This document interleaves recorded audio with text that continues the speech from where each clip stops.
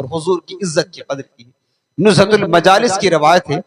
علامہ امام عبد الرحمن صفوری رحمۃ اللہ تعالی علیہ نزہۃ المجالس میں ایک واقعہ تحریر کرتے ہیں. لکھتے ہیں کہ پرانے زمانے کی بات ہے کہ ایک سید زادی تھی، غریب تھی. لوگوں کے ظلم و ستم کی وجہ سے انہوں نے اپنا وطن چھوڑ دیا اور وطن چھوڑ کر سمرقند یا کسی اور شہر کا تذکرہ کیا کہ سمرقند میں آ کر کے سمرقند کے جو جامع مسجد کے دروازے پر بیٹھ گئی کہ ہو سکتا ہے کہ کوئی ہماری مدد کر دے، ہمارے رہنے سہنے کا انتظام کر دے. غربت کی ماری تھی، اولاد بھی ان کی تھی، بچیاں تھیں، آل رسول تھی. اب ہر ایک سے کہنا بھی مناسب نہ تھا. اس فکر میں اور یہ سوچ کر آ کر کے جامع مسجد کے دروازے پر بیٹھ گئی ہو سکتا اللہ پاک غیب سے ہمارے رہن سہن کا کوئی انتظام کر دے. تنگ دستی تھی، غربت و افلاس کا ماحول تھا. بہت دیر تک بیٹھی رہی. کیا دیکھا کہ اس وقت کا جو حاکم تھا مسلمان تھا. شہر کے حاکم کی سواری ادھر سے گزرنے لگی تو کسی نے بتایا کہ یہ شہر کا حاکم ہے، تو اس کے پاس جاؤ اور ان سے اپنی حاجت ان کے سامنے رکھو، حاکم وقت ہے تمہاری حاجت کو پوری کرے گا. سید زادی اٹھی اور نہایت ہی پردے کے اہتمام کے ساتھ میں اس حاکم وقت کے پاس گئی جو مسلمان تھا، اور اس سے اپنا تعارف کرواتے ہوئے کہا کہ میں فلاں مقام اور فلاں بستی کے رہنے والی سید زادی ہوں. غربت کی وجہ سے اپنے وطن کو چھوڑنے پر مجبور ہو گئی اور اس اجنبی شہر میں، اس اجنبی بستی میں آ کر جامع مسجد کے دروازے پر بیٹھی ہوں تاکہ اللہ غیب سے کوئی انتظام کر دے. تو حاکم وقت ہے، تیرے پاس سہولتیں ہیں، تو ہماری کچھ مدد کر اور ہمارے رہنے سہنے کا انتظام کر دے. اللہ تعالیٰ تیرا بھلا کرے گا. جس نبی کی ہم نواسے ہیں وہ نبی کونین کا وعدہ ہے، میرے آقا کریم، میرے نانا جان اس خدمت کا صلہ تجھے ضرور دیں گے. اس حاکم نے جب سید زادی کی باتیں سنی تو وہ متکبر تھا، مغرور تھا اور اس کو دولت کا نشہ تھا. اس نے رخ پھیرتے ہوئے متکبرانہ اور مغرورانہ انداز میں کہا کہ اے عورت، تیرے پاس تیرے سید ہونے کا ثبوت کیا ہے؟ ثبوت پیش کر. اس سید زادی تو یوں غموں کی ماری تھی، ظلم و ستم کی ستائی ہوئی تھی. انہوں نے سوچا کہ تھوڑی سی دنیا کی چاہت کے لیے میں اپنا نسب اس سے بیان کروں. انہوں نے رخ پھیرا اور واپس آ کر اس دروازے پر بیٹھ گئی. وہ حاکم وقت بدنصیب تھا، چلا گیا. سواری گزر گئی. کچھ دیر اور گزری، پھر لوگوں نے بتایا کہ کسی اور جگہ کا ایک حاکم اور آ رہا ہے اور اس کی سواری ادھر سے گزر رہی ہے، لیکن وہ حاکم جو ہے وہ حاکم مسلمان نہیں، ایک مجوسی ہے. وہ سید زادی بہت زیادہ پریشان تھی، اپنے بچوں سے پریشان تھی. وہ پھر اٹھی اور پردے کے اہتمام کے ساتھ میں اس حاکم کے پاس گئی جو حاکم مجوسی تھا، اور انہوں نے اپنا تعارف کرایا اور کہا کہ میں اپنے نبی کی خاندان کی ہوں، حضور کی صاحبزادی ہوں. غربت نے مجھے اس مقام پر بیٹھنے پر مجبور کر دیا ہے. میری اولاد ہے، تو حاکم ہے، تو مالدار ہے. تیرے پاس اگر کچھ ہو سکتا ہے تو میرے رہنے سہنے کا بندوبست کر دے، میرا انتظام کر دے. وہ مسلمان نہ تھا، وہ مجوسی تھا، کافر تھا. وہ حضور کا کلمہ نہ پڑھتا تھا. اگر یہ انکار کرتا تو کچھ بات بنتی کہ یہ تو مانتا نہیں. لیکن اس نے کیا جواب دیا؟ کہا کہ اے سید زادی، آپ تھوڑی دیر ٹھہر جائیں، میں مکمل طور سے آپ کا سارا انتظام کر دیتا ہوں. اللہ رب العالمین جس پر چاہتا نظر کرم فرما دیتا. مسلمان اگر قدر نہیں کرتے، اللہ کافروں کو دولت ایمان دے کر انہیں قدر کرنے کی توفیق عطا فرماتا. یہ قدرت کا مزاج ہے، یہ اللہ کا نظام قدرت ہے.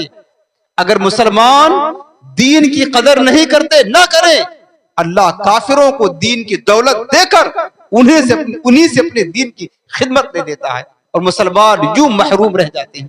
اس حاکم نے کہا کہ آپ بیٹھے، میں ابھی انتظام کرتا ہوں. اس حاکم نے اپنے ملازمین کو آرڈر دیا کہ میرے گھر جاؤ اور میرے گھر کی جو عورتیں ہیں ان سے کہہ دو کہ گھر میں جتنا عمدہ سے عمدہ لباس ہو وہ زیب تن کرے، اچھے اچھے زیورات کو پہن لے اور نہایت ہی زینت اختیار کر کے ہمارے پاس چلی آئے. اس نے حکم بھیجا.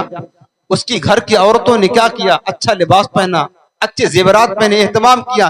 جس طریقے سے لوگ दोस्त अहबाब के यहाँ जाते हैं, शादियों में जाते हैं, दावत में जाते हैं, एहतमाम के साथ अच्छा लिबास, अच्छे अंदाज में जाते हैं। उस मजूसी ने अपने घर की औरतों को इसी अच्छे अंदाज में बुलाया और बुलाने के बाद कहा, देखो ये सज्जदजादी है, पैगंबर इस्लाम की साहबजादी है, इन्हें अपने घर निहायती ताजीब और एहतराम के साथ लेकर के जाओ। उन औरतों के साथ में इस सज्जदजादी को हाकिम ने भेज दिया। उसके घर की औरतें सज्जदजादी को और इनकी औलाद को अपने घर लेकर गई और एक बड़ा मकान खाली किया मुकम्मल तौर से, और इनके हवाले करते हुए कहा कि ये मकान मेरा नहीं, ये मकान आपकी मिल्क है, आप इसमें रहें, आपकी औलाद इसमें रहें, और हम लोग हर वक्त आपकी खिदमत के लिए तैयार हैं। उनके लिए रहने का इंतजाम किया, खाने पीने का बंदोबस्त किया, कहा आपका है ये, हमारा नहीं है। हर एतबार से उनके लिए सहूलतें दे दी। इस अंदाज में उस मजूसी ने उस सैयदजादी का एहतमाम किया, उसकी कद्र की, उनकी इज्जत की, और उन्हें रहने सहने का, खाने पीने का सारा बंदोबस्त कर दिया। अब रात हुई, अब माहौल देखे, मंजर देखे।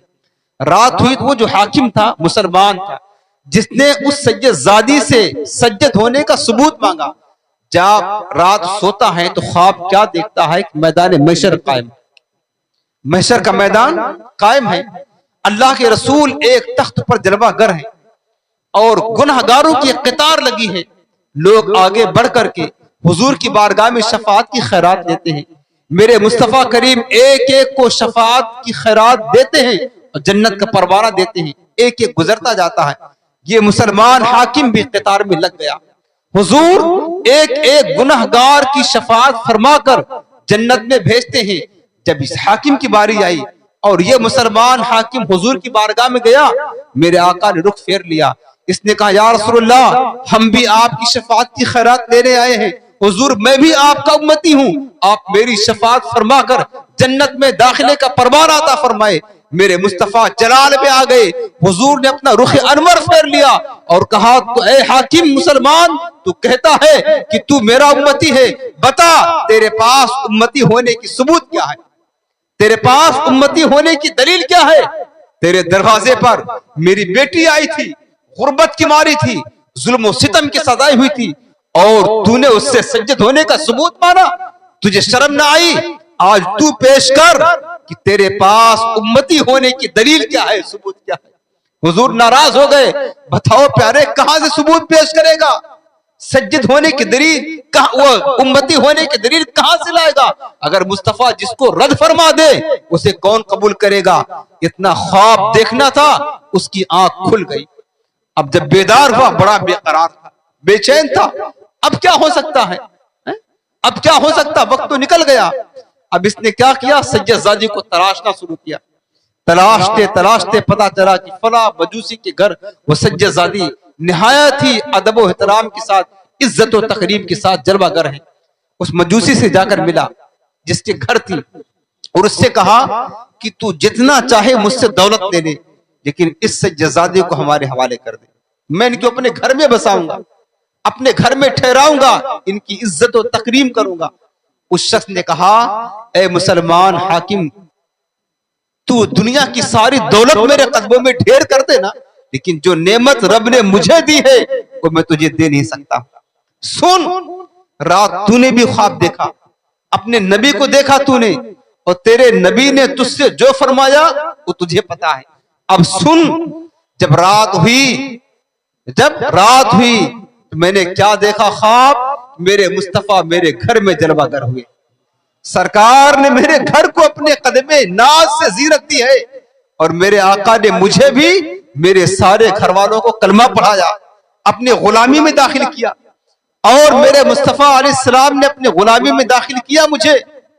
और किस वजह से? जो मैंने हुजूर की शहजादी की इज्जत की थी, हुजूर की आल की तकरीम की थी।